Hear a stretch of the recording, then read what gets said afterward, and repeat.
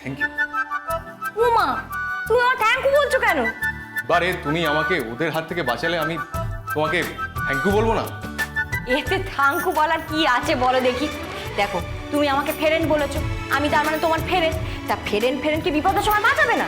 আর যদি আমি বিপদের মধ্যে পড়ি, তুমি আমায় বাঁচাবে না বলো? হ্যাঁ, আমি বাঁচাবো তো নিশ্চয়ই।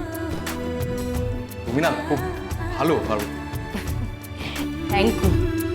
এবার তুমি আমায় থ্যাংক ইউ বললে। দেখো, তুমি আমায় ভালো বললে, আমি তোমায় থ্যাংক ইউ বলবো না?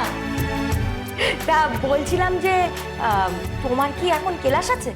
না, এই পিরিয়ডটা তো অফ আছে। ও আচ্ছা, তুমি কি ফার্স্ট ইয়ারে পড়ো? হ্যাঁ, আমি তো ফার্স্ট ইয়ার।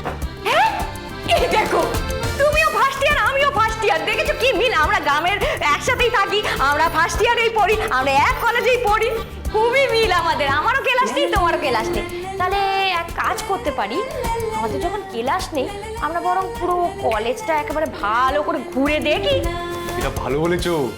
হ্যাঁ, চলো চলো চলো চলো চলো চলো। চলো। আচ্ছা, প্রথমে কিন্তু ছাদে উঠবো। হ্যাঁ, ছাদ থেকে তারপর নামতে নামতে নামতে নামতে নিচে দেবো, সবটা দেখবো কিন্তু। রয়, এবার কি কেন ডাকতে বলছো? কেন আবার? ওই উইলটা করবো বলে।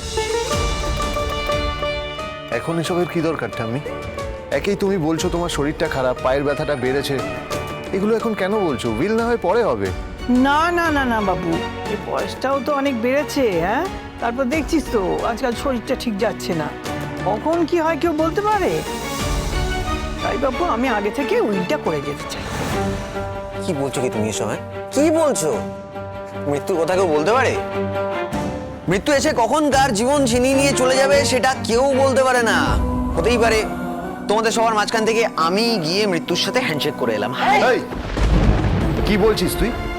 একদম বলবি না উল্টোপাল্টা কথা। আর যদি এসব বলেছিস না, তোকে এমন মার মারবো। আচ্ছা, দেখলে তো হচ্ছিল একটা দরকারি কথা, তার মধ্যে এই সমস্ত আজেবাজে কথা বলছে। আচ্ছা শোন, তুই বরং এক কাজ কর, তাড়াতাড়ি লয়ারকে একটু আসতে বল। হ্যাঁ, সে বলবো, কিন্তু তুমি তো তাড়া দিচ্ছ কেন কিছুই বুঝতে পারছি না। মা তো ভুল কিছু বলছেন না। নৃসিংহদেবের কৃপায় আমাদের বিষয় তো কিছু কম নয়, তার একটা সুবন্দোবস্ত করা তো দরকার। পায়ের যন্ত্রটা তো বেড়েছে না, এই সময় জানিস তো পার্বতীকে ভীষণ মিস করছি।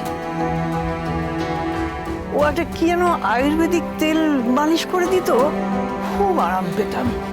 ঠাম্মি, ওই তেলটা তো এখন নেই, আমি কি তোমার পাটা একটু মালিশ করে দেবো?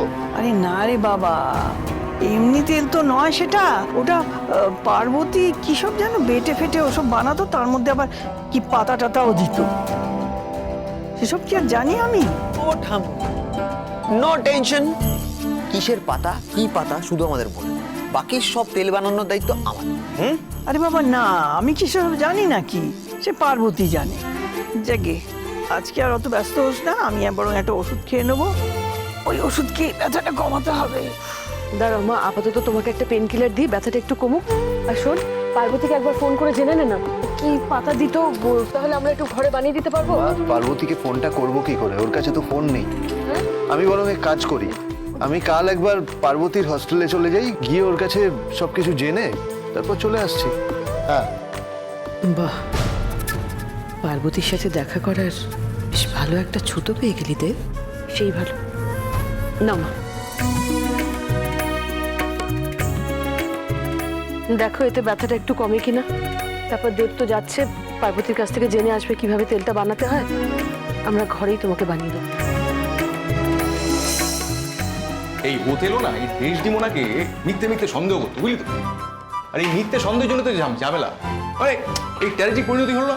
দেখ, সন্দেহ না খুব খারাপ জিনিস, জানিস তো? এ হচ্ছে আগাছার ঝাড়, একবার যদি মনের মধ্যে পুষেছিস না, সোজা বাড়ি ঢুকে যায়। যা বলেছিস। আচ্ছা বলছে,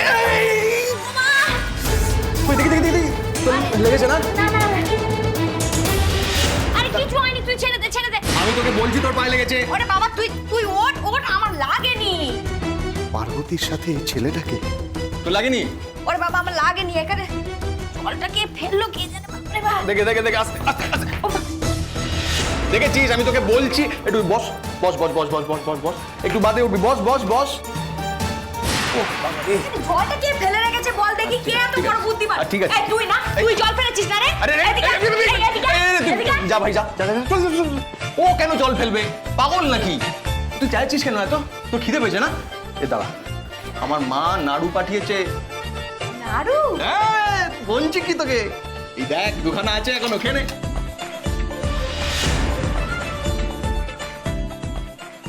ইস, মাত্র দুটো নাড়ু পড়ে আছে।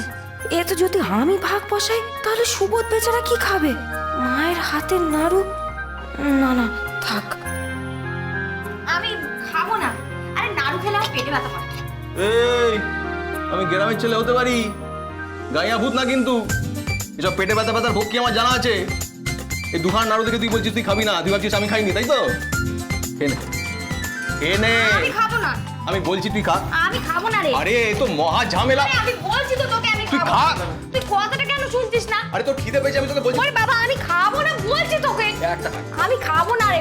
আরে তুই খা, আমি তো বলছি। আমি বলছি খা। আমি খাবো না। আরে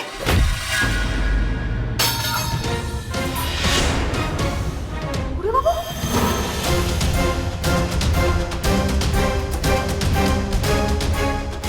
এটা আপনি কি করলেন সৌরভ বাবু? আপনি ওকে মারলেন কেন? চলে যাও তুমি, কলেজে মেয়েদের সাথে এসব এসব অসভ্যতম কলেজে চলবে না। ওকে হাত দিলেন কেন? এই তুই না ফার্স্ট ইয়ারে পড়িস? এই লোকটাকে আরে ও একটা ভুল বোঝাবুঝি হয়ে যাচ্ছে। ও আমার ফ্রেন্ড, ও কোনো দোষ নেই। সৌরভ বাবুর কোনো দোষ নেই। কি ব্যাপার দাদা? হঠাৎ করে কলেজে ঢুকে একটা কলেজের ছাত্রের গায়ে হাত দিলেন, কি ব্যাপার বলুন তো? জবাব দিন। এই ভাই, তুমি কি কলেজের দাদা নাকি? তোমাকে কৈফিয়ত দেবো কেন? এই ভদ্র মনে কথা বলি না, ভদ্রভাবে কথা বলি। কিভাবে কথা বলবো তোমার থেকে শিখবো আমি?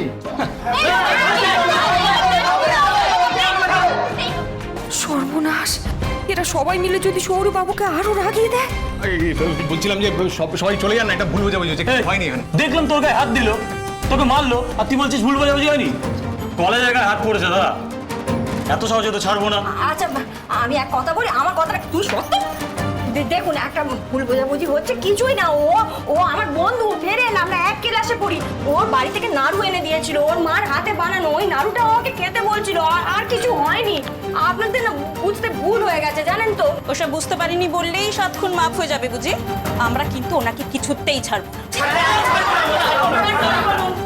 সরি বলুন। আচ্ছা, আপনাকে এখন সবার সামনে কিন্তু ক্ষমা চাইতে হবে। আমি সরি বলবো। আপনি সরিটা বলে দিন না, তাহলে তো মিটমাট হয়ে যায়। উনি সরি বলবে, সরি বলবে। তাই চল তো প্রিন্সিপাল কাছে চল। এইটুকুর জন্য আমার পিছিয়ে টিচিবার করার কি দরকার? উনি এক্ষুনি সরি বলে দেবে, সব মিটমাট করলেই তো হবে। আপনি সরিটা বলুন। আচ্ছা ঠিক আছে বলছি। I am sorry. এই তো হয়ে গেল মিটমাট। এবার আপনার যান যান যান যান, যে যান নিজের কাজে যান যান যান। যাও না তোমরা, সব মিটে গেছে, সব ঠিক আছে। ওই উনি কে রে?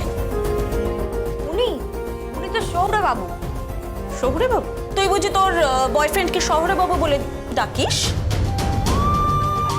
না না, বয়ফ্রেন্ড টয়ফ্রেন্ড কিছু না। আরে বাবা, আমি তো ওনাদের বাড়িতে থাকি। ওনারাই তো আমাকে এই কলেজে ভর্তি করেছে। ও বুঝলাম। এই আয়। আই এম সরি, আমাকে ক্ষমা করে দিও, কিছু মনে করো না। না না ঠিক আছে, আমার লাগেনি, অসুবিধা নেই। ঠিক আছে, পার্বতী, তোমার সাথে একটু কথা আছে। হ্যাঁ বলুন না। এই তোরা কথা বল ভাই, আমি যাই, বুঝলি? আচ্ছা,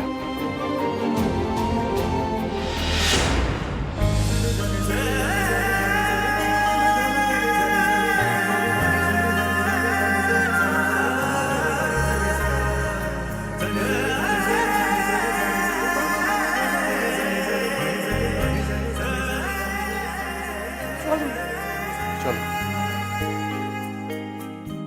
সৌরভ বাবু, বাড়িতে সব ঠিক আছে তো?